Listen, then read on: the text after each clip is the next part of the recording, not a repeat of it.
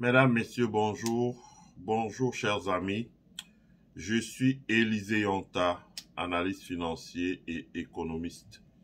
Je vous prie de vous abonner sur notre chaîne, de mettre un like avec votre pouce afin que YouTube puisse recommander la vidéo au maximum de personnes, mais également de partager cette présentation sur votre mur ou dans vos groupes afin que le plus grand nombre de personnes ait accès.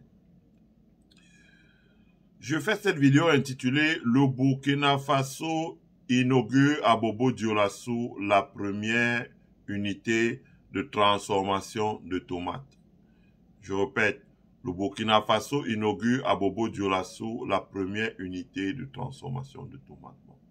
Vous me direz, une unité de transformation de tomates, ce n'est pas quelque chose d'exceptionnel qu'on n'ait jamais vu en Afrique. D'ailleurs, c'est ce que je me suis entendu dire par beaucoup de frères camerounais à qui je m'adressais. Ils m'ont dit, bah, écoutez, une unité de tomates, ce n'est pas une unité de fabrication des avions, donc c'est quelque chose de banal. Tout le monde peut faire ça. Je suis d'accord, tout le monde peut faire ça. Mais en tant qu'économiste et en tant que financier également, je vois pas la chose de la même manière. Donc, je vais essayer de creuser un peu plus loin et développer pour que nous puissions comprendre. Il y a au moins 4 choses, 4, comme ça, fort, on dit en anglais. L'actionnariat est un actionnariat populaire, ce qu'on appelle dans le jargon de la finance equity. Donc, equity. Je vous expliquerai pourquoi. La deuxième chose, c'est que il s'agit là d'une unité de transformation des produits qui sortent directement des champs des paysans. Voilà, donc qui était un modèle économique, moi qui ai grandi en France, qui était le meilleur modèle économique qu'on pouvait voir en France, qui était ce qui a fait le succès des 30 glorieuses de la France, malheureusement qui a été abandonné par des gens comme les Serge Turc qui sont arrivés, les énarques qui commençaient à dire que non, on peut inventer des entreprises sans usine et qu'on doit se focaliser sur la capitalisation boursière ou les performances boursières. Bon, la conséquence a été la désindustrialisation totale de la France. Donc, la transformation des unités. Troisième chose, c'est une transformation qui est destinée au marché domestique. Au marché domestique, l'AES, le continent africain. C'est important. Et quatrième chose, la qualité des emplois en zone rurale, chez les jeunes et chez les femmes. Voilà les 4 points qui m'ont intéressé dans ça. Première chose, l'actionnariat populaire. Je pense que j'ai fait 2 vidéos sur l'actionnariat populaire au Burkina Faso. L'initiative est bonne. J'avais dit que l'initiative est bonne. Même si comment dire ça, ce n'est pas encore perfectionné parce que il y a la technologie pour faire mieux. Il y a la technologie pour faire ça 1000 fois ce qu'on fait aujourd'hui. Mais je ne vais pas parler de ça là parce que sinon la vidéo va passer à faire 1 heure, ce que je ne veux surtout pas. Donc, il y a la technologie pour ça. Donc, on n'y est pas encore, mais je pense qu'on y sera. On va essayer d'adresser le maximum de mémos possible au capitaine Ibrahim Traoré pour qu'on y arrive. Première chose. Deuxième chose, c'est, toujours dans la première chose, il y a la technologie, mais ce qui est important, c'est l'actionnariat populaire. Beaucoup de personnes en Afrique ont étudié la finance telle que les Français nous l'ont vendue. Pour financer une entreprise, il faut constituer le capital social, et puis, ça m'amuse beaucoup quand j'y pense vraiment. Il faut constituer le capital social, et puis il faut prendre les dettes. Donc, courir les dettes. Ah non, on n'a pas le titre foncier, donc vous restez à la porte. Alors qu'en réalité, quand vous étudiez la finance anglo-saxonne, on vous apprend qu'une entreprise se finance de 2 manières. Elle se finance soit en dette, elle se finance en equity. Et que ce soit dans le cas de la dette ou de l'equity, on sait calculer le coût du capital. Donc, en dette, ça veut dire un prêt que vous contractez à la banque, un prêt que vous contractez dans une tontine, etc. Et en equity, ça veut dire les actions que vous vendez à des personnes qui deviennent actionnaires de l'entreprise. Alors, les gens me disent souvent, oui, mais est-ce que tu penses que pour un projet de 5 milliards, on peut faire 5 milliards d'actions? Mais oui, on peut faire 5 milliards d'actions. On peut faire les actions classe A, comme on dit, capital social 1 milliard, ce qu'on appelle common stock. C'est les gens qui ont les droits de décision. Et puis après, on peut faire classe B, classe C. Classe B, 2 milliards. Classe C, 2 milliards. Voilà. Et on sait structurer ça. Je vais parler dans tous les détails. On sait structurer, il y a les contrats, etc., etc. Les cabinets d'avocats d'affaires savent structurer ça. Et moi-même qui n'ai pas fait le law school, à force de voir des contrats comme ça, vous-même, ça devient un jeu d'enfant, je veux dire. Et donc, vous avez les 5 milliards. Donc, vu sur cet angle, quand j'avais fait la première présentation, j'avais dit, l'actionnariat populaire devenait un avantage compétitif pour le Burkina Faso. Parce que, voyez-vous, vous êtes quand même dans un pays où on vous dit que les banques sont en surliquidité.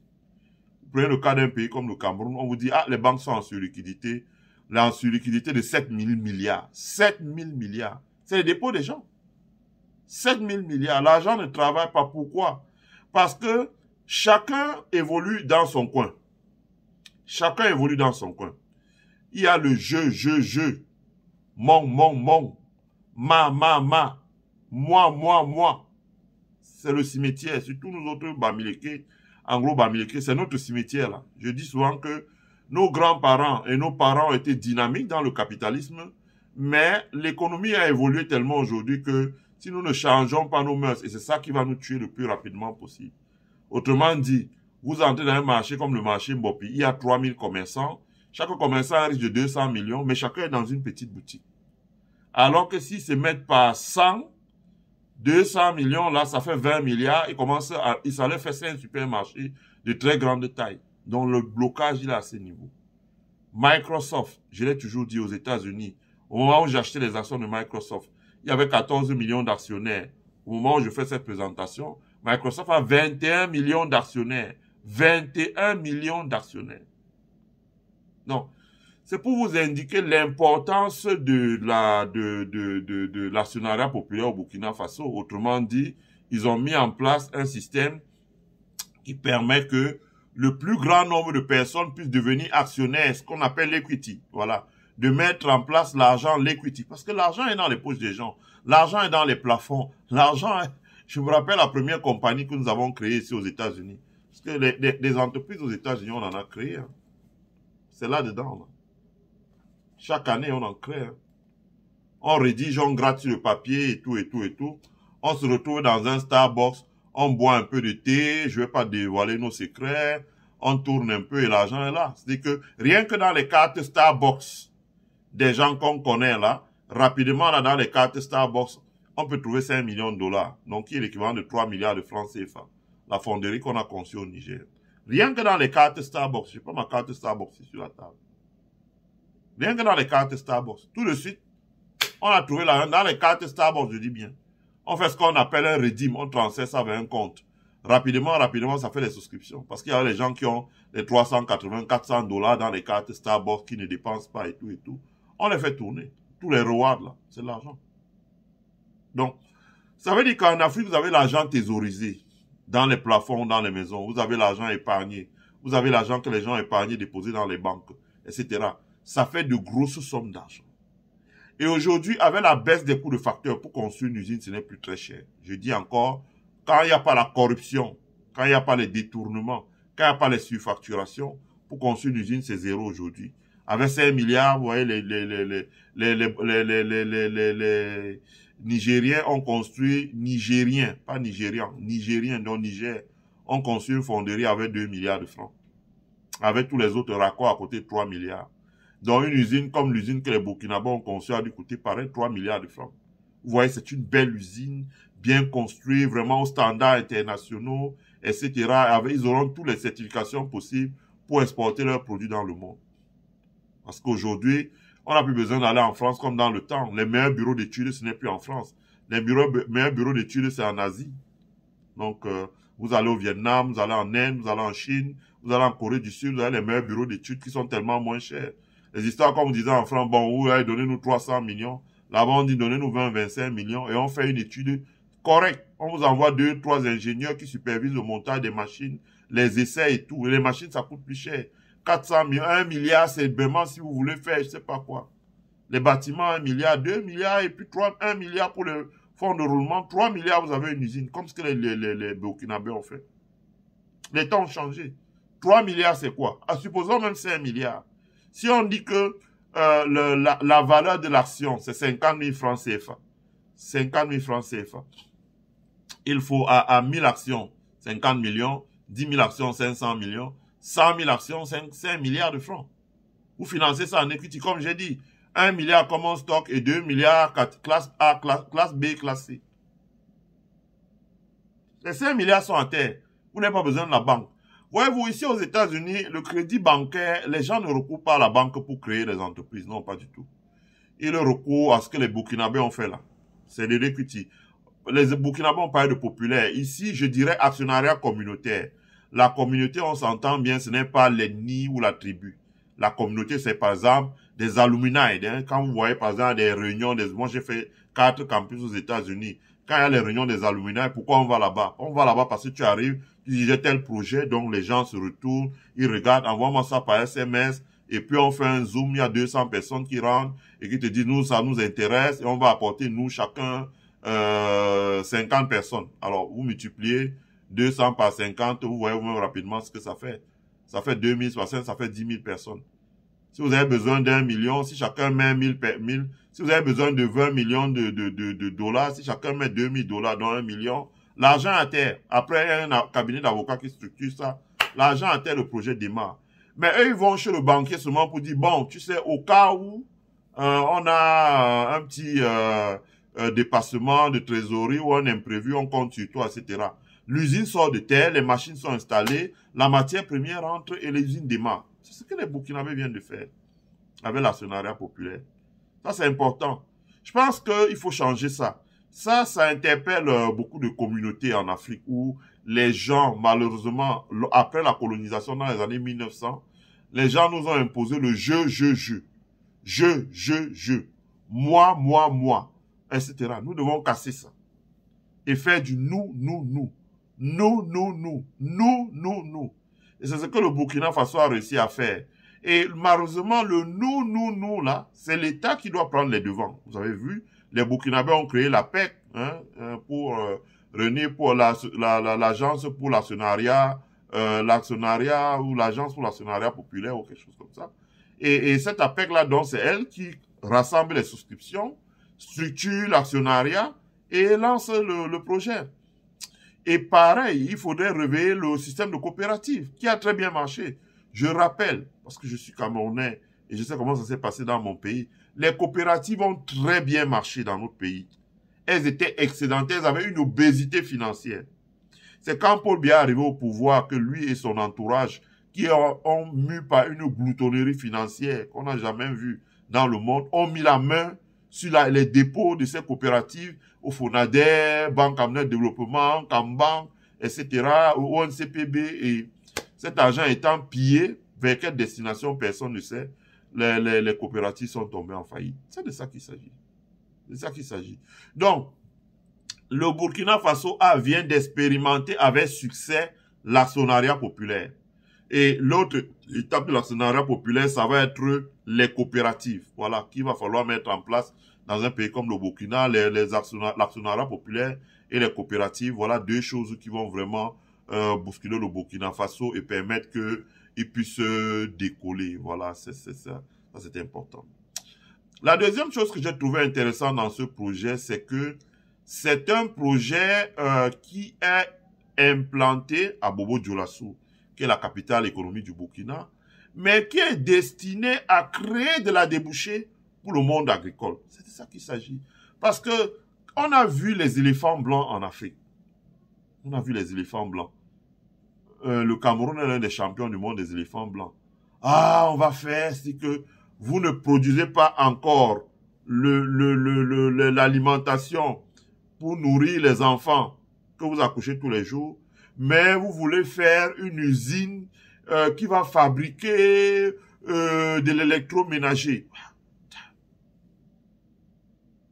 Vous ne faites pas encore les livres et les cahiers que les enfants vont utiliser pour aller à l'école, mais vous voulez déjà faire une usine qui va assembler les voitures. Et ça permet l'accouchement des éléphants blancs. Là, les Burkinabés ont créé une unité industrielle qui colle aux besoins quotidiens des populations. D'abord, manger sain, parce que je rappelle que toute la tomate qui vient d'Asie, là, elle n'est pas vendue ici aux États-Unis. Parce que c'est des produits chimiques, c'est pas la tomate. C'est-à-dire, on broie la tomate et on ajoute, qui est peut-être 15%, on ajoute plein de produits chimiques là-dedans. On tourne, c'est ça qu'on envoie en Afrique. Et les cancers font rage. Dans le cas d'espèce, les Burkinabés vont pouvoir promouvoir la culture de la tomate, la culture hors sol, avec les meilleurs rendements, la culture sous serre, avec les meilleurs rendements, etc., etc., avec la certitude qu'il y a un prix garanti pour l'achat aux producteurs.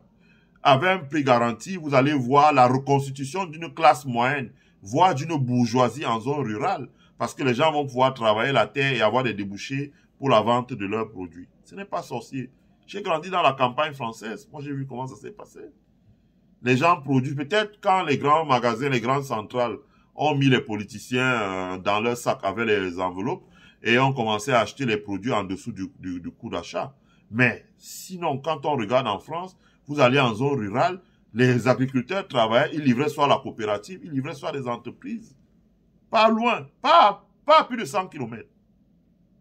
Donc, ce qui va se passer au Burkina, c'est ça, c'est que tous les gens qui vont se lancer dans la culture de la tomate auront une débouchée. La débouchée, c'est l'usine de transformation de tomates qui va acheter, qui va transformer la tomate selon les standards internationaux. Et la transformation va satisfaire la demande locale. Ça veut dire que le pays va désormais économiser beaucoup d'argent. Si par exemple, par an, il dépensait 17 milliards pour importer ce genre de produits, et par exemple, dans l'AES, on dépensait 40 milliards pour importer ces produits, aujourd'hui, on va arriver vers ce qu'on appelle l'import-substitution. Ça veut dire que l'importation sera substituée par la production nationale au Burkina Faso, qui pourra être écoulée au Mali, qui pourra être écoulée au Niger, qui pourra même être écoulée au Sénégal. Ils se sont appuyés sur leurs avantages comparatifs. La disponibilité de la terre, le soleil et la disponibilité de l'eau. La disponibilité de la terre, le soleil et la disponibilité de l'eau. Ça veut dire que s'ils font l'agriculture hors sol, ils peuvent arroser et avec des serres, ils peuvent récolter des tomates toute l'année. Ils peuvent récolter des tomates, j'insiste bien, toute l'année. Et quand ils ont une usine qui a une capacité de transformation de 100 tonnes à l'heure et de 800 tonnes par semaine, vous voyez très rapidement que l'usine va tourner et ça va écouler les produits rapidement sur les marchés. C'est de ça qu'il s'agit. C'est de ça qu'il s'agit. C'est de ça qu'il s'agit. Donc, à partir de ce moment, le troisième point de mon exposé, vous créez des emplois en zone rurale. Vous créez des emplois en zone rurale. Donc, vous freinez l'exode rural. Je l'ai toujours dit et redit sur cette chaîne. Tous ces problèmes-là ont une solution. La raison pour laquelle il n'y a pas de on ne voit pas les solutions, c'est que ceux qui dirigent ne sont pas volontaires.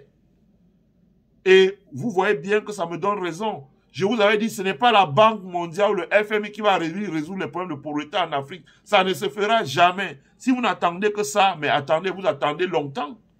C'est pas des gens qui vivent ici à Washington, qui fument leurs cigares, mangent dans les grands restaurants, ou dans les grosses voitures, qui vont aller résoudre le problème des gens dans l'arrière-pays, en Afrique. C'est pas possible. Ce n'est pas possible.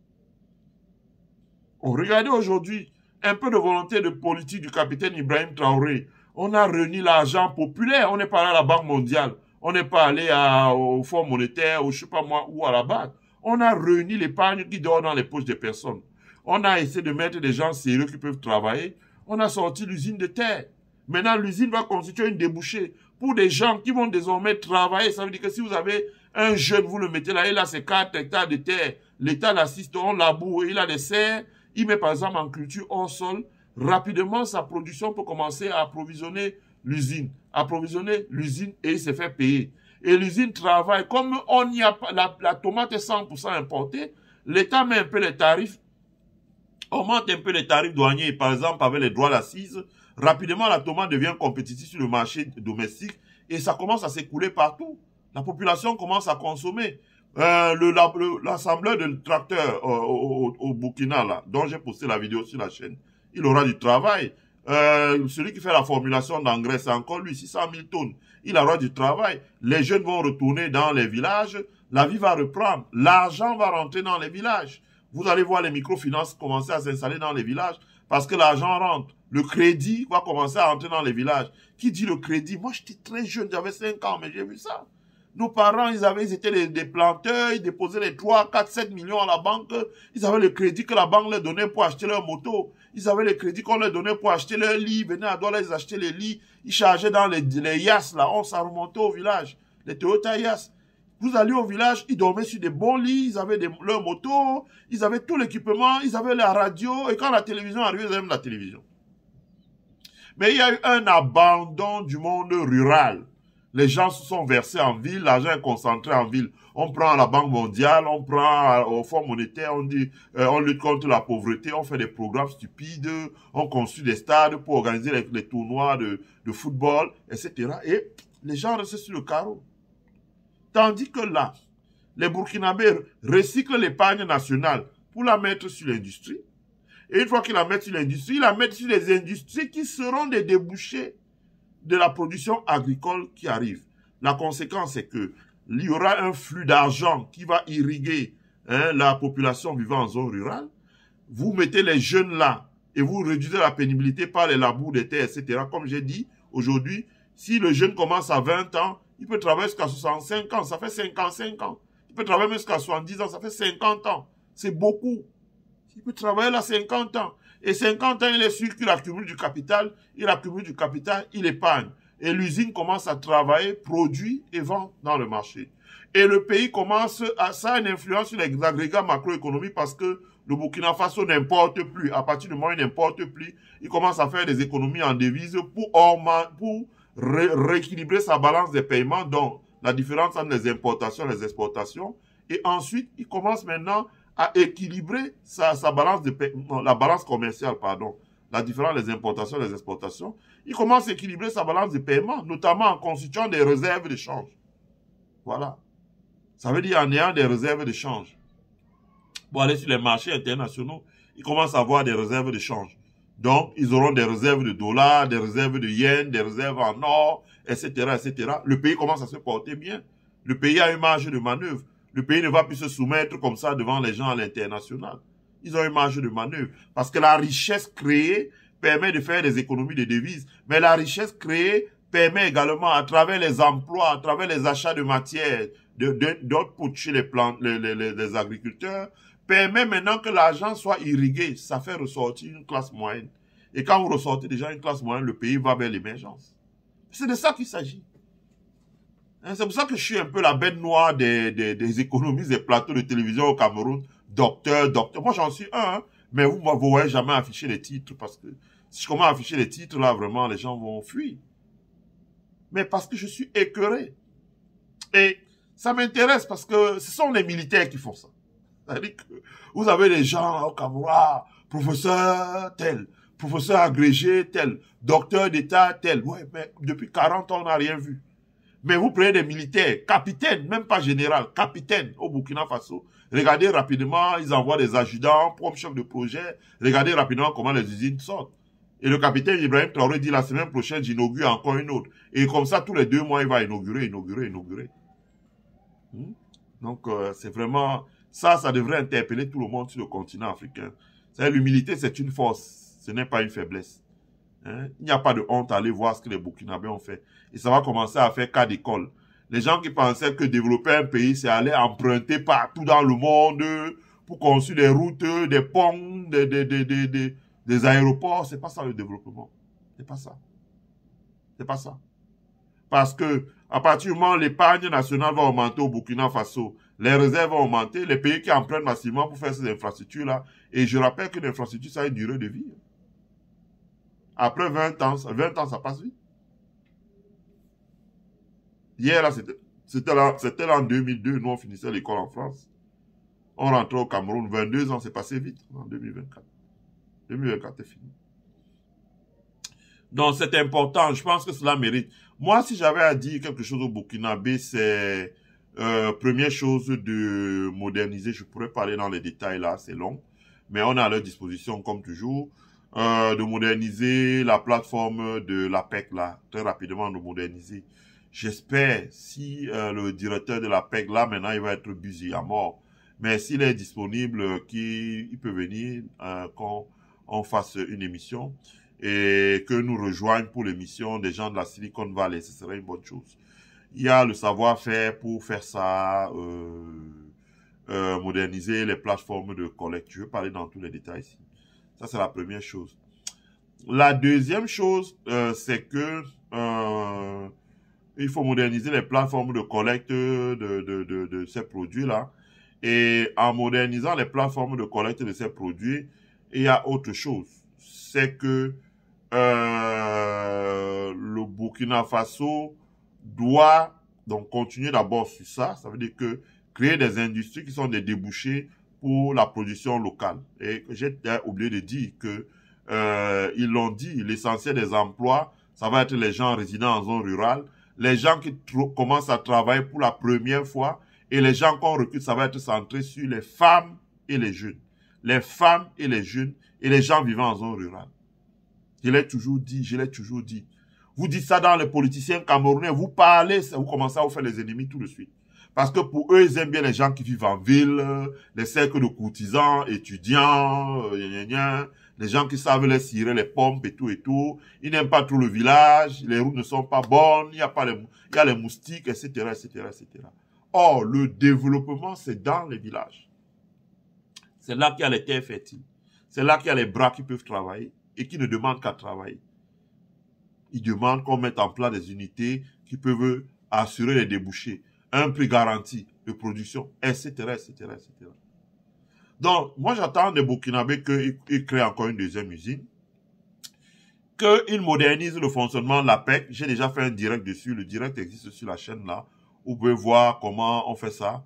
Et la troisième chose que je pense qu'ils devraient faire, c'est d'ouvrir l'actionnariat populaire. À partir du moment où ils auront mis tous les instruments de comptabilisation ou de comptabilité des actifs financiers, donc tout ça, il y a les logiciels pour ça.